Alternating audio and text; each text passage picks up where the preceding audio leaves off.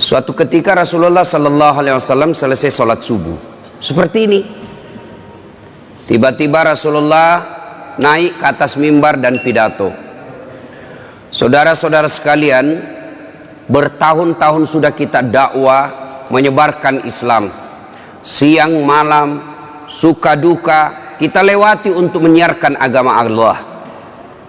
Mungkin sepanjang perjalanan bersama kalian, ada di antara kalian yang pernah aku sakiti perasaannya. Saya mohon, sebelum akhirnya berakhir kehidupan ini, saya minta di antara kalian ada yang pernah saya sakiti, ajungkan tanganmu. Saya minta kalian membalas. Lebih baik hari ini daripada hari pembalasan kelak. Suasana hening. Hampir seluruh sahabat menangis, termasuk Abu Bakar Siddiq. Dalam keheningan itu, salah seorang sahabat bernama Uqasyah, dia angkat tangannya. Ya Rasulullah, saya pernah Anda sakiti. Kata Nabi, kapan?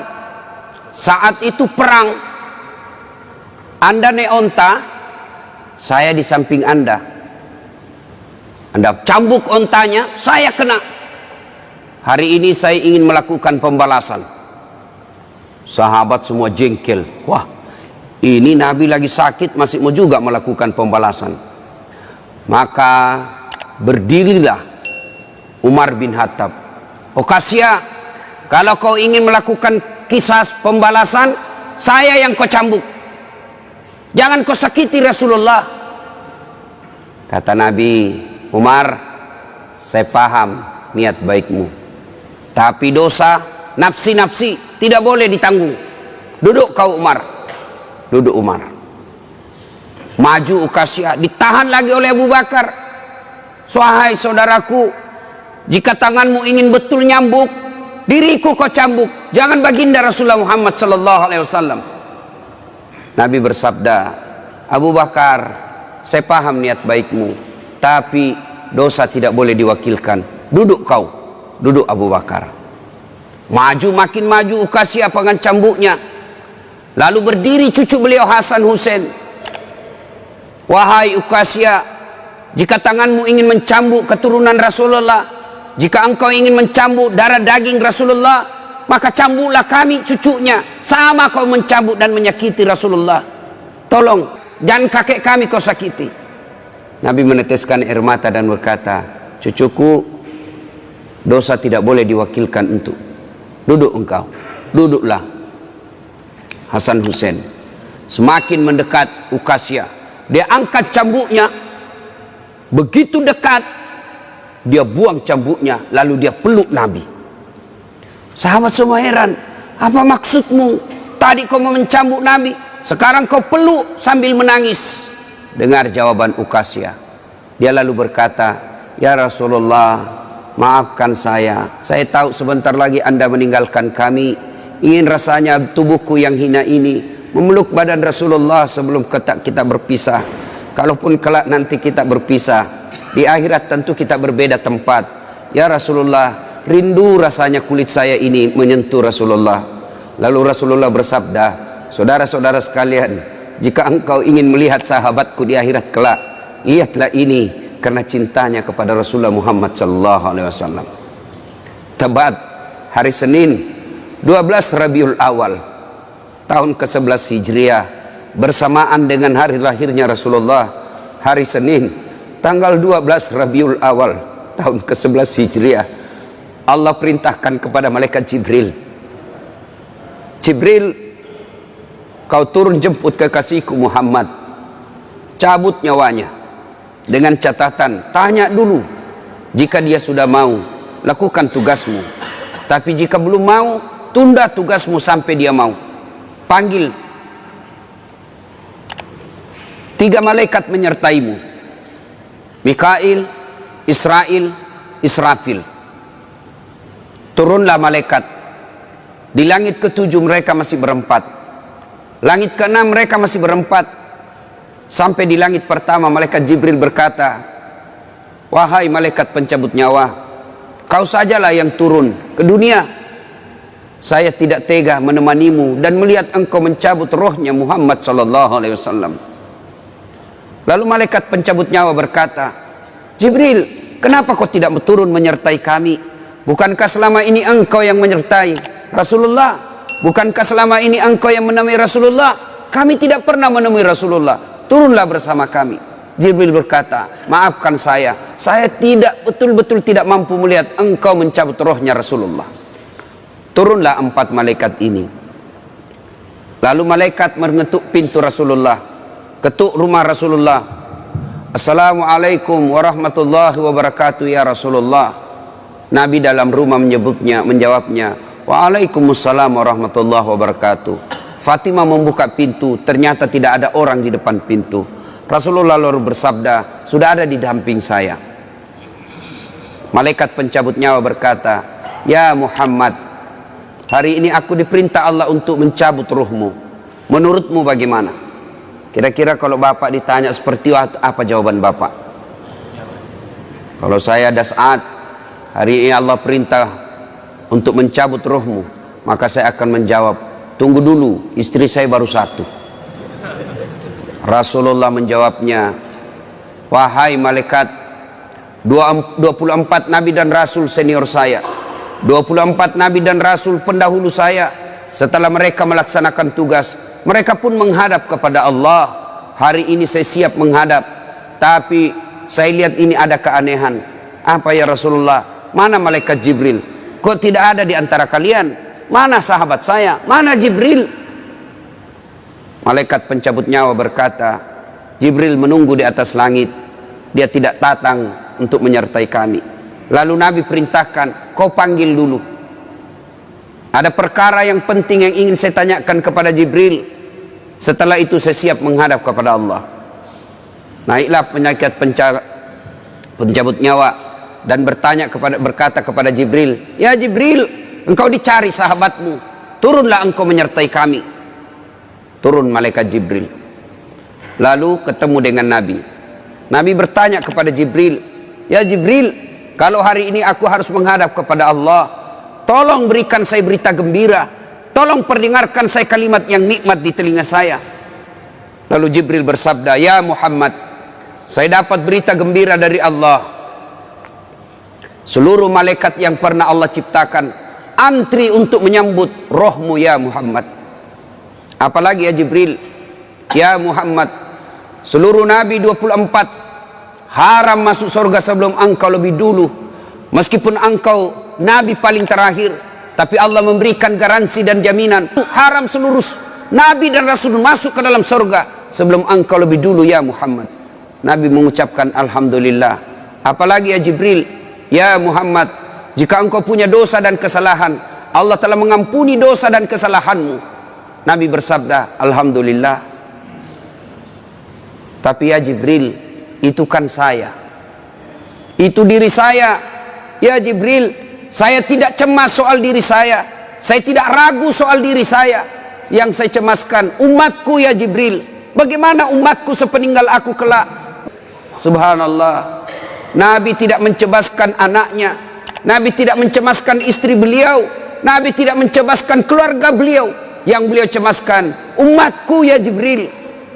Jibril lalu berkata, baiklah kalau begitu ya Muhammad, nantikan saya. Jibril lalu menghadap kepada Allah. Selang beberapa saat muncul kembali dan berkata, ya Muhammad, aku telah mendapat berita gembira dari Allah. Meskipun engkau sudah tidak di tengah-tengah mereka, meskipun engkau sudah tidak berada di tengah umatmu, selama umatmu berpegang kepada Quran dan Sunnah, mereka akan selamat dunia sampai di akhirat. Mendengar ini Rasulullah lalu tersenyum dan berkata, alhamdulillah, segala puji bagi Allah. Malaikat pencabut nyawa, silahkan laksanakan tugasmu. Jibril mundur, majulah malaikat pencabut nyawa melaksanakan tugas dan berkata, kalau bahasa kita, ya Muhammad, maafkan saya tidak mampu melakukan ini, tapi ini perintah dari Allah. Lalu Nabi bersabda, laksanakan tugasmu, saya pun siap melakukannya. Mundur malaikat Jibril, majulah malaikat pencabut nyawa melaksanakan tugasnya. Keluar rohnya Rasulullah, perlahan-perlahan meninggalkan telapak kaki Rasulullah. Telapak kaki Rasulullah menggigil naik ke atas betis Rasulullah, naik ke paha Rasulullah, sampai ke perut. Bercucuran keringat Rasulullah, keluar keringat Rasulullah di wajah Rasulullah. Malaikat Jibril lalu berpaling. Nabi lalu bersabda, "Wahai malaikat Jibril, kenapa engkau palingkan mukamu? Apakah engkau jijik melihatku? Apakah jijik melihat wajah saya?" Jibril bersabda, "Ya Muhammad, ketahuilah demi Allah yang menguasai segala-galanya, tidak aku jijik melihat mukamu ya Muhammad. Aku tidak tega melihat engkau menghadapi sakaratil maut. Aku tidak mampu melihat engkau menghadapi sakaratil maut." Nabi lalu bersabda, "Ya Jibril, ketahuilah, andai saja Allah tidak cinta kepada aku, andai saja Allah tidak sayang kepada aku, betapa sakitnya sakaratil maut ini.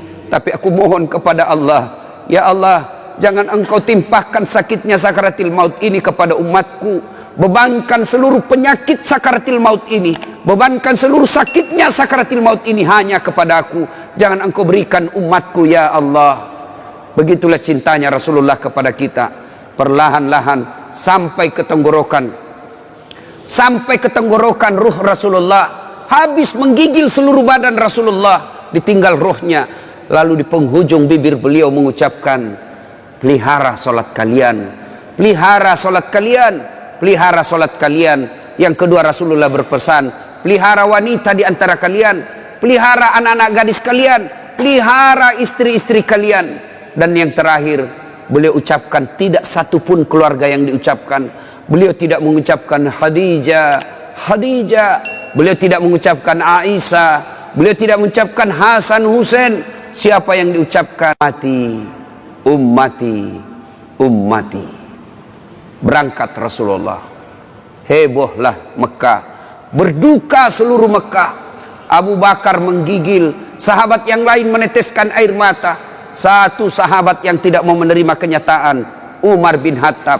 Ketika disampaikan orang-orang, Rasulullah telah meninggalkan kita, Rasulullah telah menghadap kepada Allah, heboh satu Mekah.